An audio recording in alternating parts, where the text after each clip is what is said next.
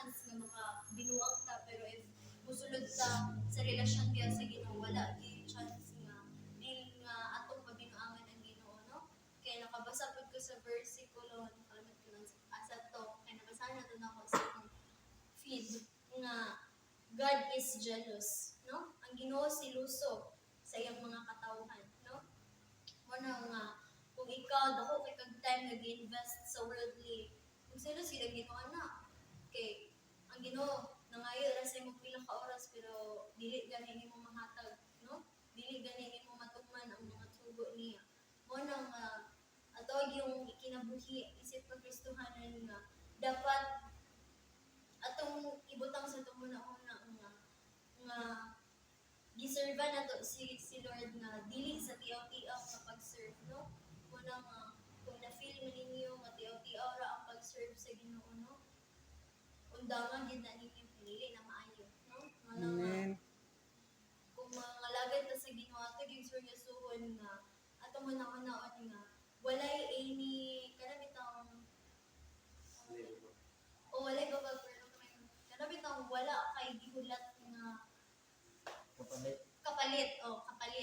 Wala kay gihuna nga kapalit nga imong ginahuna sa imong kagalingon, no? Nga Lord mo serve ko nimo, it's because na ay kapalit ang tanan. No, ayaw ingon na imong pangunahuna ko dili. Lord mo serve ko nimo tungod kay gihigog maktika ug ako imong gihigog mak. Amen. Mo nang worthy gyud ang Ginoo nga simbahon ug alagaran sa atong tibuok kinabuhi kay without God we are nothing.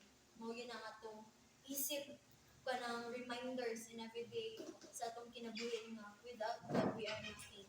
Kung wala ang Ginoo, wala kay mahimo. No?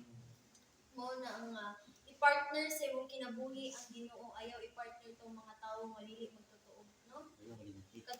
Katong mga tawo nga mga palahubog, katong mga tawo nga mga palahubog, mga Pakay na. mga tawon ko, katong mga tawo. Na siguro yung partner ni pala hubog. Hulo, oy! Kana bitaw ang ilahang panghatag is pleasing sa eyes ni God, no?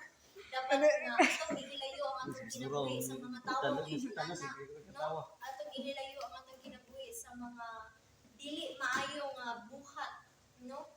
Mga buhat sa mga buhat ng taning, no? Dapat dili na to na siya ipaduol sa atong kinabuhi, which is ang atong ipaduol dapat ang Ginoo gyud sa atong kinabuhi, no? Indot kayo i-partner nimo ang Ginoo sa imong kinabuhi. Nagkaamin gud si Dan di ba? Kanang Ikaw? dili Pero ka di ka ba siya makaingon mainit nga sa imong likodan? dili ka maka-question nga sa tanan nimong buhat at dili nimo ma-question si God kay mo mag-partner ang Ginoo sa imong kinabuhi. Amen. Everything happens for a reason. Wanang imo yung inunduman nga mo serve ka sa Ginoo nga walay kapalit, no? Mo na nga dapat atuad yung kano itong ang ako kay tama na magudbudi sa kanang tambag, taman na pud sa yaw-yaw.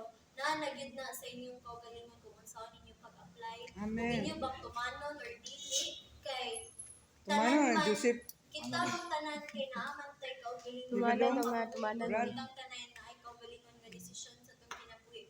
Muna nga naaragid na sa inyo ha, kung inyo bang i-follow si Christ as Amen. a Lord and Savior ninyo, or inyo bang baliwala